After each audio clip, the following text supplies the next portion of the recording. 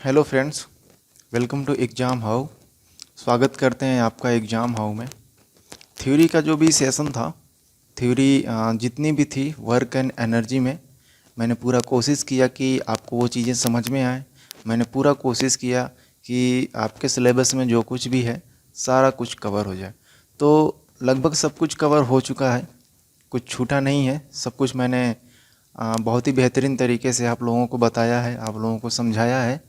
अगर किसी भी तरीके का कुछ अगर छूट गया है तो वो आज हम इस वाले सेशन में उसे कंप्लीट कर देंगे क्वेश्चंस के द्वारा।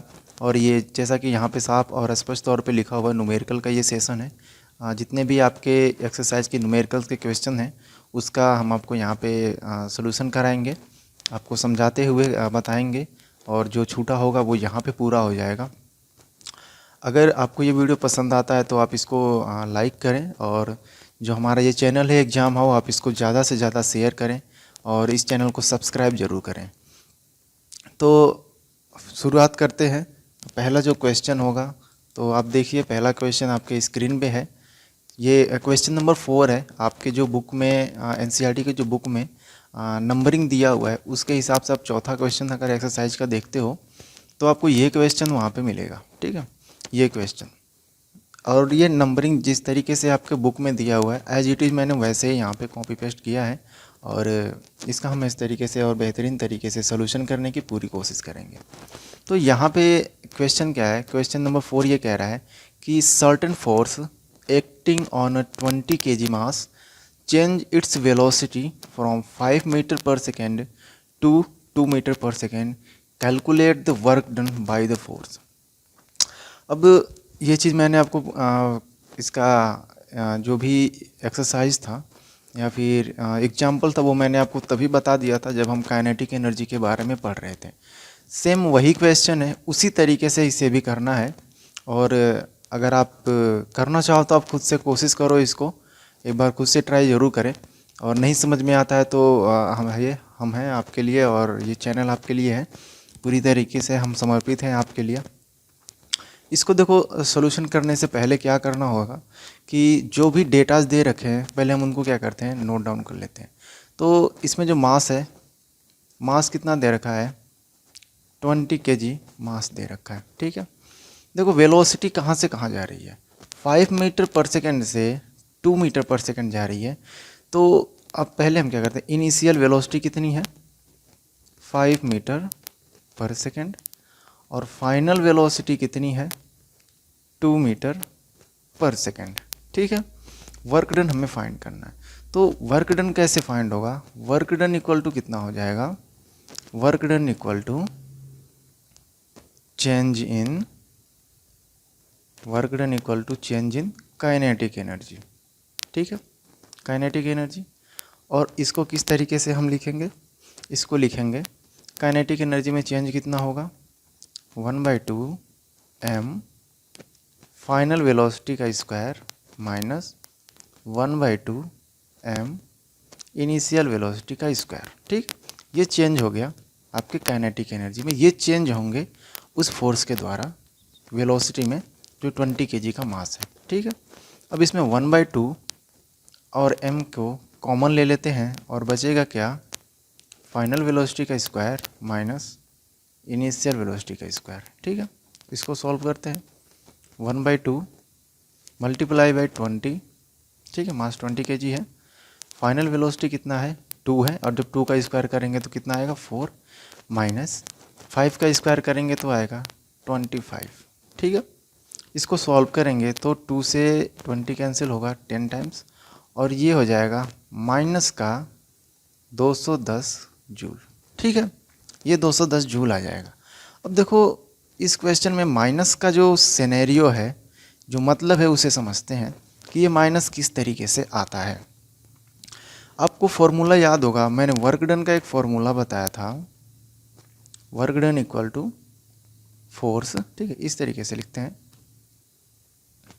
Force into displacement.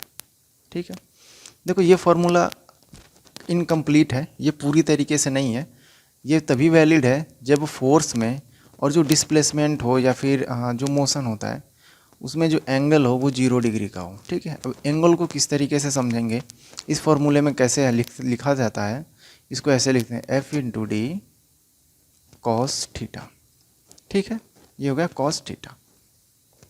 जो थीटा है, ठीक है, जो ये थीटा है ये आपका फोर्स और जो डिस्टेंस है, डिस्प्लेसमेंट है, ठीक है, जो डिस्प्लेसमेंट है ये उसके बीच का एंगल है। ठीक है, समझते हैं इसको कि कोई एक बॉडी है, ठीक है, ये जैसे मान लेते हैं यही वाला 20 kg की बॉडी है। ठीक है, इस पर क्या हुआ कि फोर्स हमने लगाया तो फोर्स इस डायरेक्शन में लगा। ठीक है, इस डायरेक्शन में, और जो फोर्स इस डायरेक्शन में लगा तो इसका डिस्प्लेसमेंट हो गया यहाँ पे। ठीक है, इसका डिस्प्लेसमेंट होगा यहाँ पे। तो डिस्प्लेसमेंट की डायरेक्शन क्या है कि यही डायरेक्शन है, ये डायरेक्शन है डिस्प्लेसमेंट की। ठीक है, तो ये फोर्स हो गया, ठीक है, और ये डिस्प्लेसमेंट हो गया।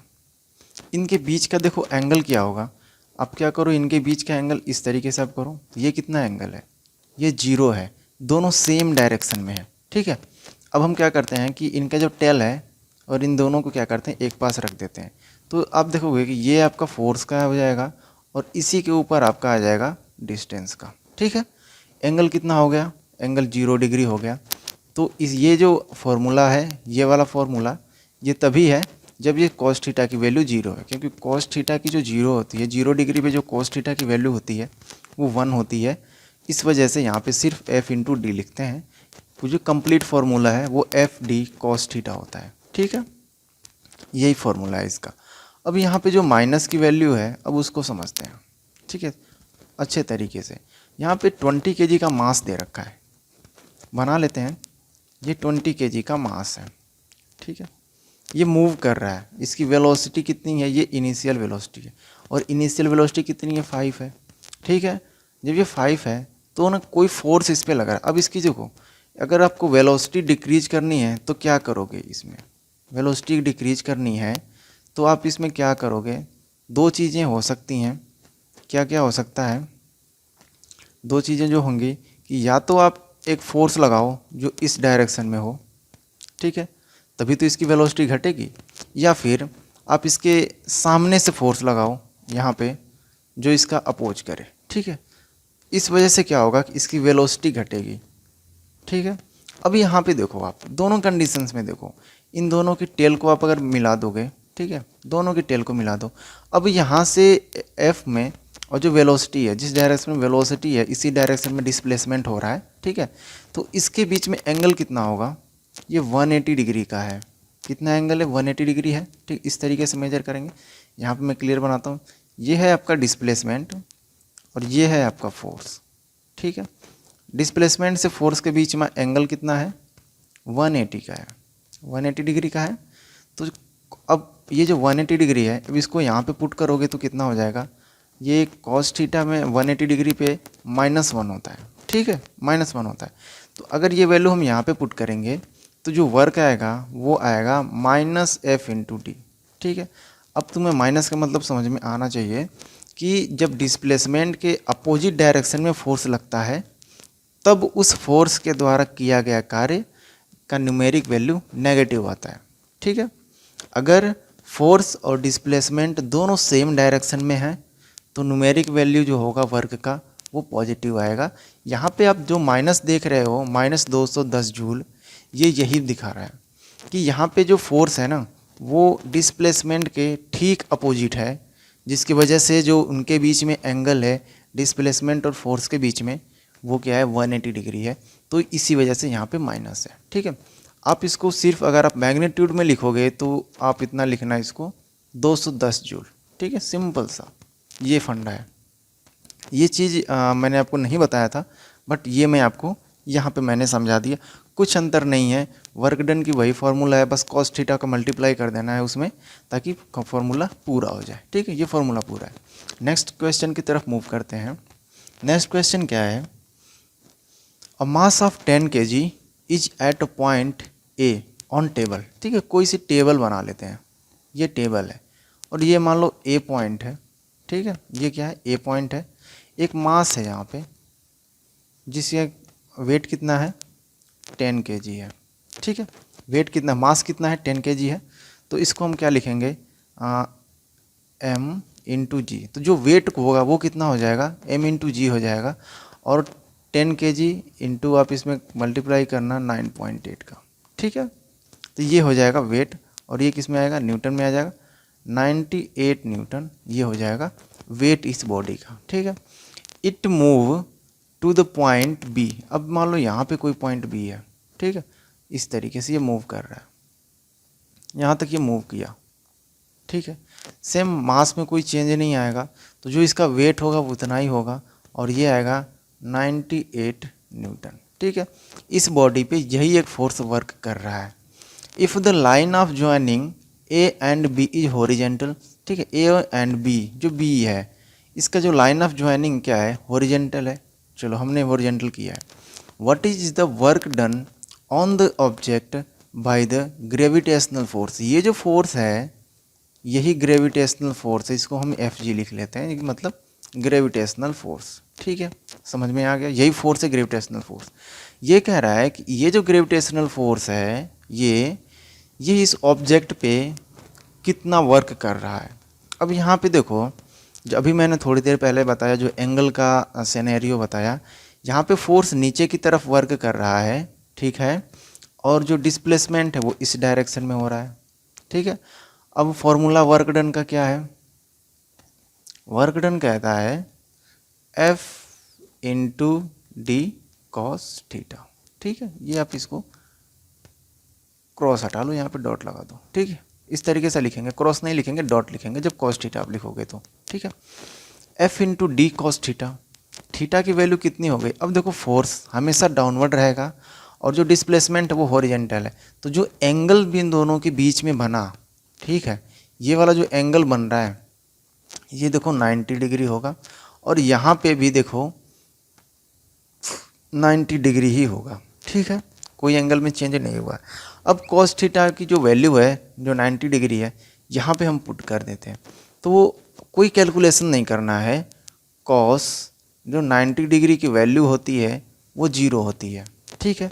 जब हम 0 का मल्टीप्लाई करेंगे तो ये टोटल वैल्यू क्या आ जाएगी, 0 आ जाएगी। तो यही है कि जो ग्रेविटेशनल फोर्स इस पर एक्ट करेगा वो कितना वर्क करेगा, 0 वर्क करेगा, और ये आपका आंसर होगा, ठीक है। उम्मीद करते हैं ये आपको अच्छे तरीके से समझ में आ गया होगा एंगल का जो सिनेरियो है, ठीक है। अगर आपको ऐसा लगता है कि आपको में अभी भी इस तरीके के या फिर एंगल वाले में कोई कन्फ्यूजन है, आप एक कमेंट करें, और हम आपके लिए एक सेपरेट वीडियो सिर्फ इस वाले जो फार्मूला है, जो वर्क डन है, हम इस पर आपको प्रोवाइड करा देंगे। नेक्स्ट क्वेश्चन की अगर हम बात करें तो ये क्वेश्चन नंबर 9 है, एज पर योर बुकलेट, जो आपके बुक में ये दिया हुआ है। इसमें कह रहा है a certain house hold has consumed 250 unit of energy during a month, एक महीने में 250 यूनिट बिजली का जो एनर्जी है वो कंज्यूम हो रहा है। How much energy in this in joule, आपको ये इसने जूल में कन्वर्ट करना है। अगर आपको याद होगा तो मैंने आपको बताया था कि 1 यूनिट इक्वल टू कितना होता है, 1 किलोवाट आवर, ठीक है, यही होता है। अब 1 किलोवाट आवर है, इसको मैंने क्या बताया था आपको, ये हो जाएगा आपका 1000 वाट, ठीक है। और हावर को हमने क्या किया था, सेकंड में किया था, तो ये 3600 सेकंड हो गया, ठीक है। वाट को क्या लिख सकते हैं, जूल पर सेकंड, ठीक है, लिख सकते हैं, कोई दिक्कत नहीं, हमने लिख दिया।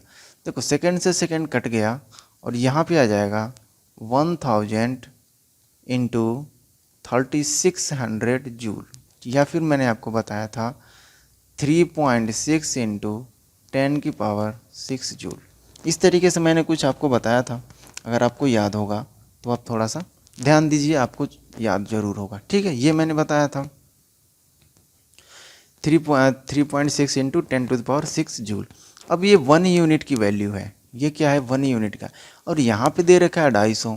तो सिंपल सा आप क्या करो, यहाँ पे आपको क्या करना है, 250 का मल्टीप्लाई करो, 1 यूनिट का इतना है तो 250 यूनिट का कितना हो जाएगा, तो 250 यूनिट का यहाँ पे मल्टीप्लाई करो, और अपने यहाँ भी मल्टीप्लाई कर दो, क्योंकि हमने 1 यूनिट का निकाला है।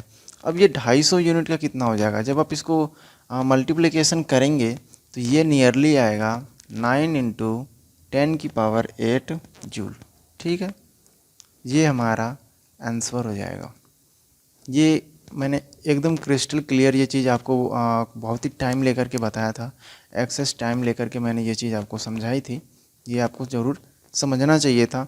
अगर आपको नहीं समझ में आया है तो वीडियो को आप उधर मतलब इससे पहले वाला जो वीडियो है आप उसको एक बार फिर से देखना, मैंने उसमें बहुत ही अच्छे से इस चीज़ को डिस्क्राइब किया हुआ है। नेक्स्ट क्वेश्चन देखते हैं।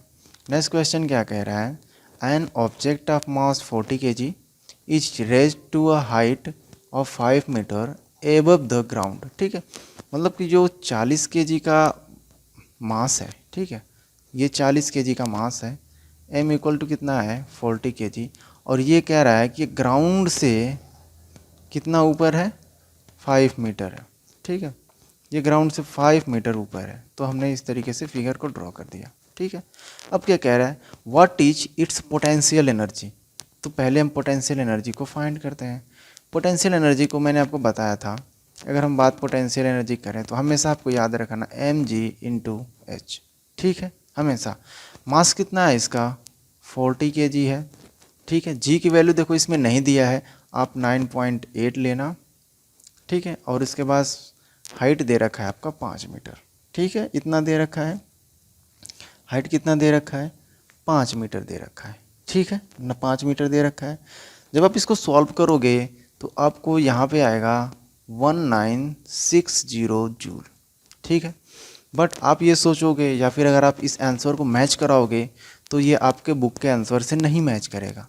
क्यों नहीं मैच करेगा, क्योंकि जो आपके बुक में आंसर दिया हुआ है वो दिया हुआ है कि जो जी की वैल्यू है वो दिया है 10 metre per second square.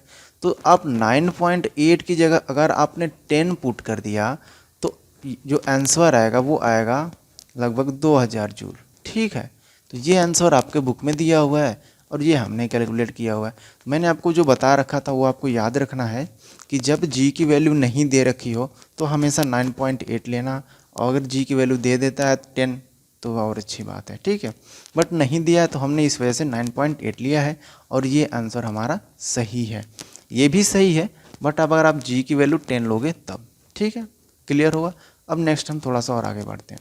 Next ये कह रहा है, if the object is allowed to fall, अगर ये गिर रहा है, ठीक है, फॉल हो रहा है, उसके बाद आगे बढ़ते हैं, find its kinetic energy when it is half way down. अब ये काइनेटिक एनर्जी में फाइंड करनी कब, जब ऑब्जेक्ट यहाँ पे आ जाएगा। ठीक है, यहाँ पे आ जाएगा मतलब कि हाफ वे डाउन आ रहा है, मतलब 2.5 मीटर कितना आ रहा है नीचे आ रहा है, तो यहाँ पे लिखो 2.5 मीटर नीचे अगर आएगा, ठीक है, तो इसका मतलब 2.5 मीटर ये ऊपर है ग्राउंड से। ठीक है, जब ये नीचे आएगा तो इसकी कुछ ना कुछ क्या होगी, वेलोसिटी होगी वेलोसिटी। हमें क्या करना है, काइनेटिक एनर्जी फाइंड करनी है, तो इस पॉइंट पे यहाँ पे हमें वेलोसिटी पता होनी चाहिए। ठीक है, अब वेलोसिटी कैसे फाइंड करेंगे, अब आप इक्वेशन ऑफ मोशन याद करो। जब हमें वेलोसिटी फाइंड करना होता था या फिर डिस्टेंस जिसमें अगर टाइम नहीं दिया हो तो हम थर्ड वाला इक्वेशन का इस्तेमाल करते थे, जो कुछ इस तरीके से था, v² = u² + 2gs। ठीक है, एस क्या था, डिस्प्लेसमेंट था। एस क्या था, डिस्प्लेसमेंट था।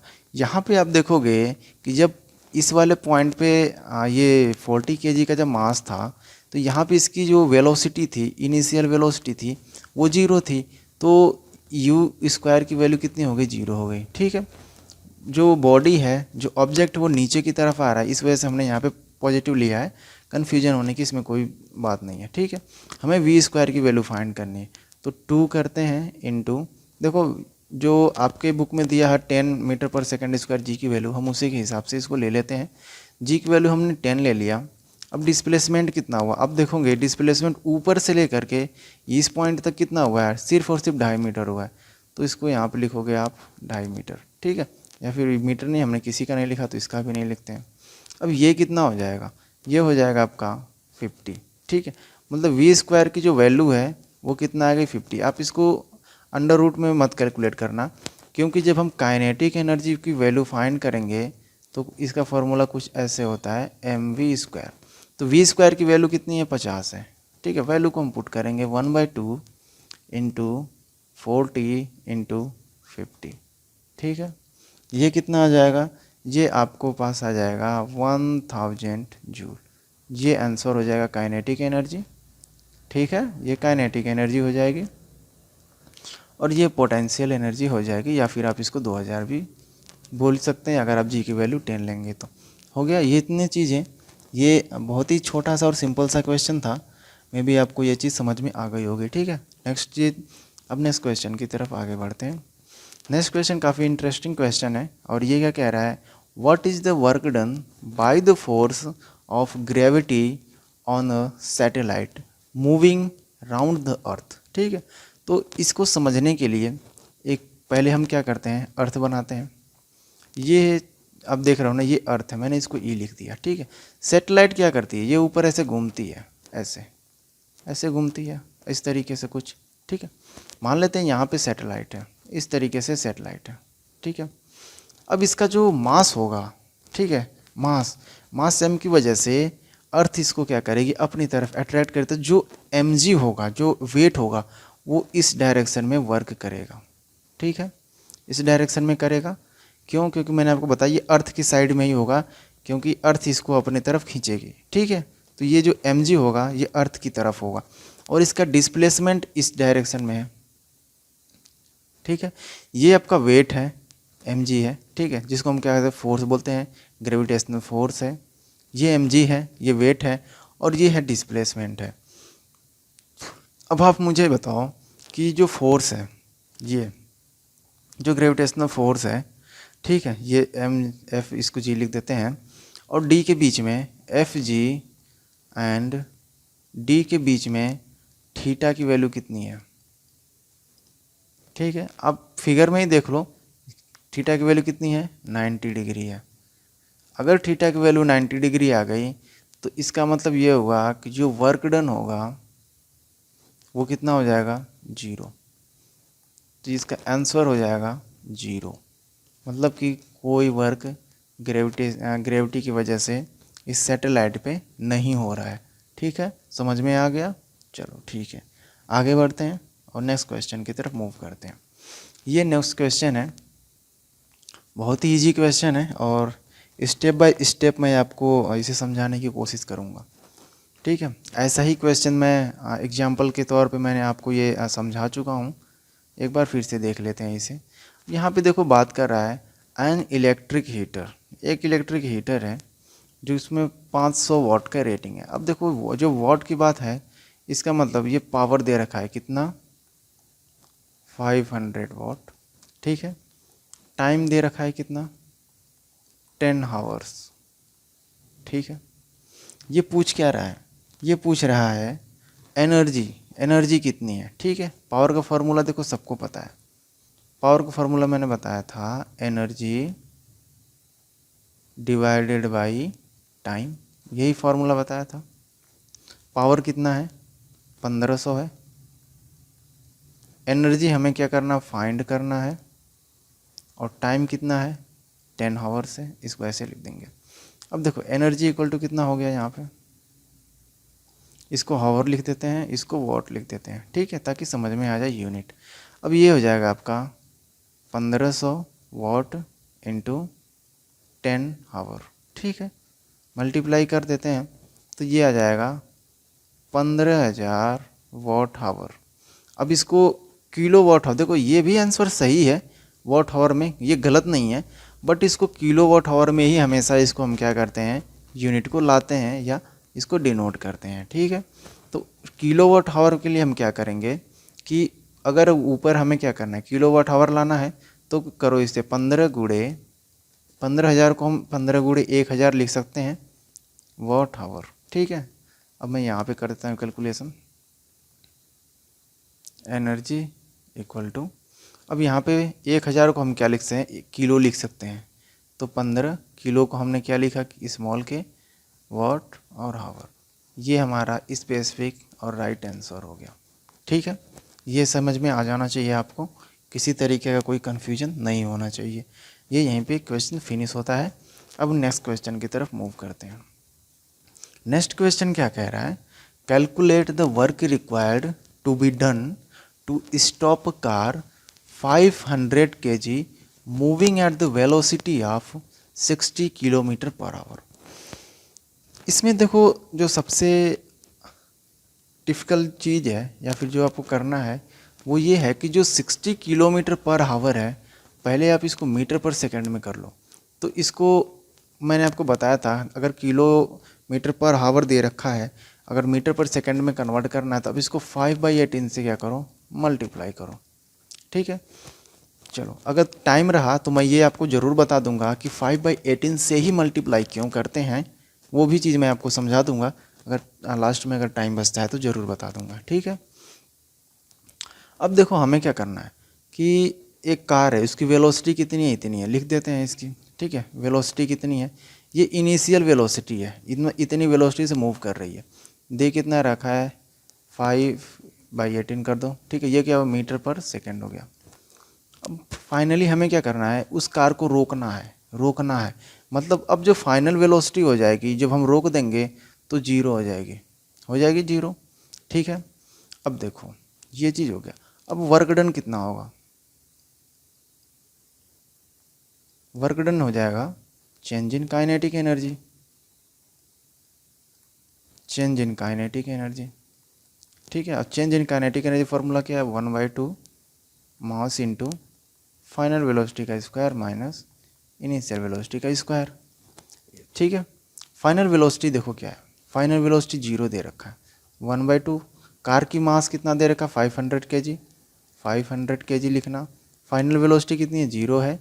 इनिशियल वेलोसिटी कितना दे रखा है, 60 इंटू 5/18। हम क्या करेंगे, इसका स्क्वायर कर देंगे। ठीक है, स्क्वायर कर दिया।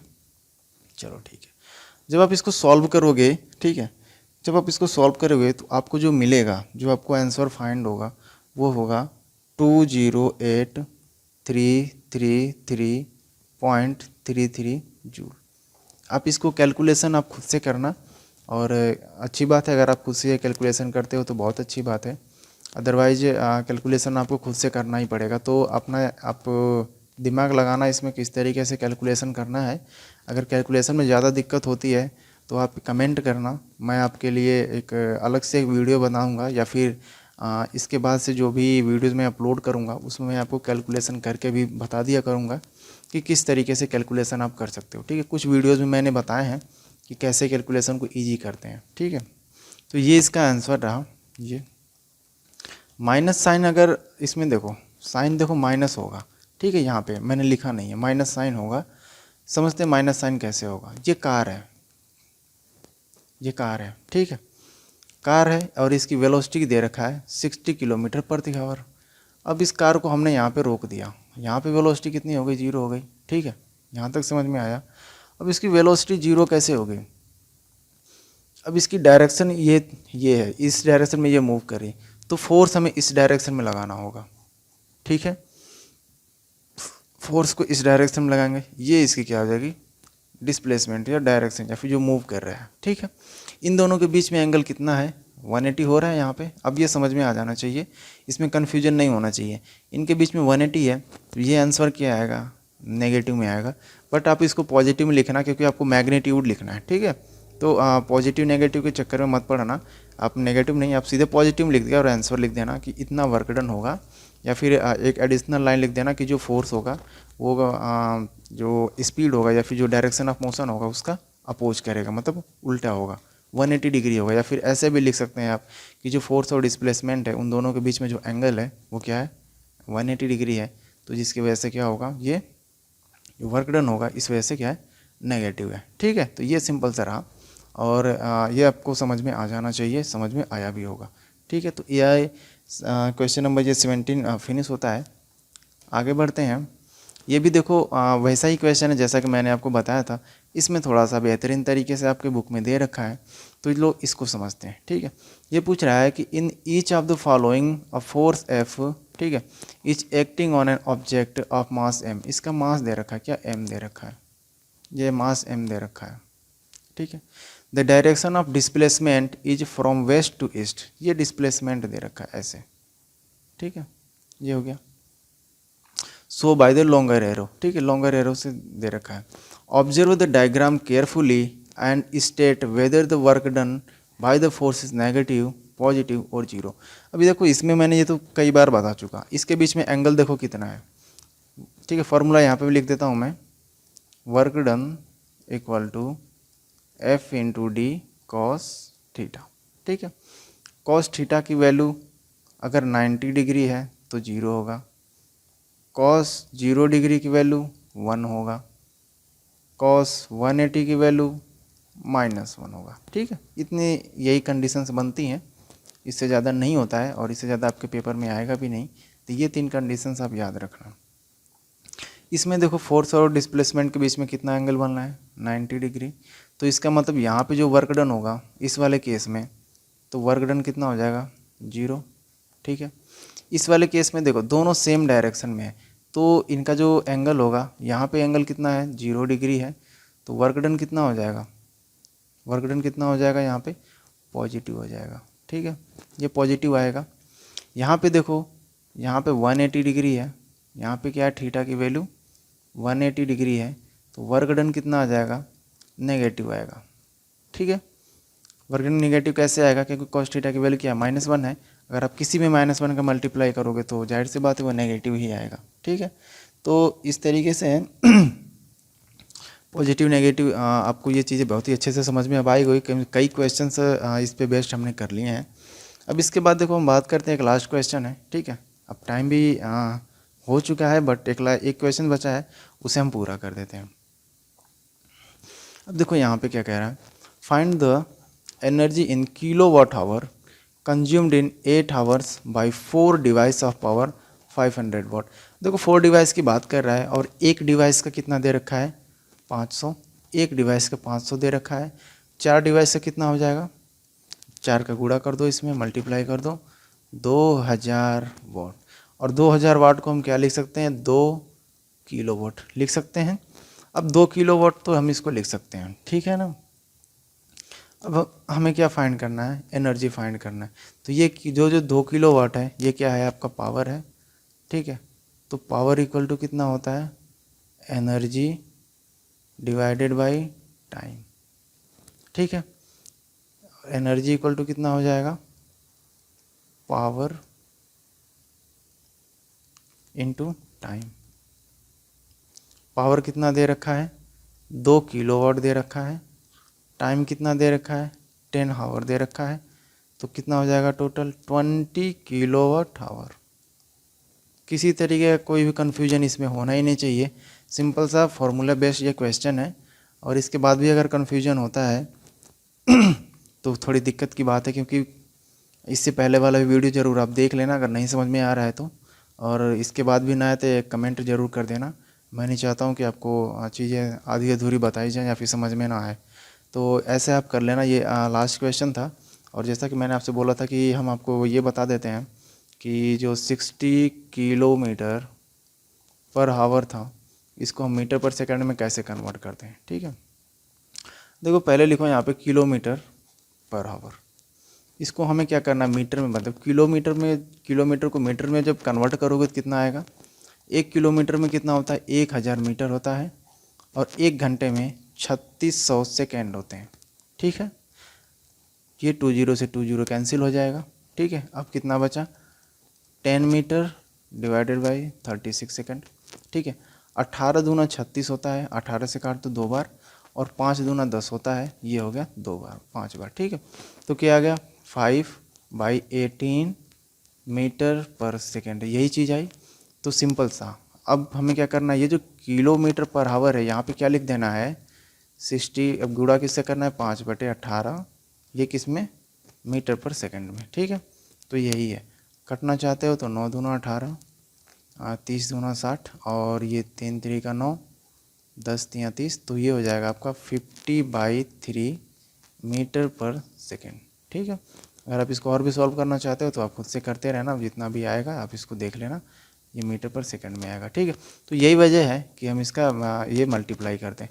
अगर मीटर पर सेकंड में दिया हो और आपको कन्वर्ट करना है किलोमीटर प्रति घंटा में, ठीक है, तो क्या करना होगा, अब इसमें मल्टीप्लाई किसका करोगे, ना इसमें इसमें किसका मल्टीप्लाई करोगे, 18/5 का मल्टीप्लाई कर देना, तो ये किलोमीटर पर आवर में हो जाएगा। सिंपल सा है, ठीक है। वीडियो पसंद आया तो इसको लाइक कर लेना, और अगर चैनल को शेयर सब्सक्राइब नहीं किए हो तो इसको सब्सक्राइब कर लेना, और इसको शेयर ज़्यादा से ज़्यादा शेयर करना, ताकि और भी लोगों को इसका बेनिफिट्स मिल सके, ठीक है। तो आज के लिए बस इतना ही रहने देते हैं, मिलते हैं नेक्स्ट वाले वीडियो में। और वर्क एंड एनर्जी हमारा फिनिश हो चुका है। इसके बाद से देखते हैं जो टॉपिक होगा आपका, तो उसको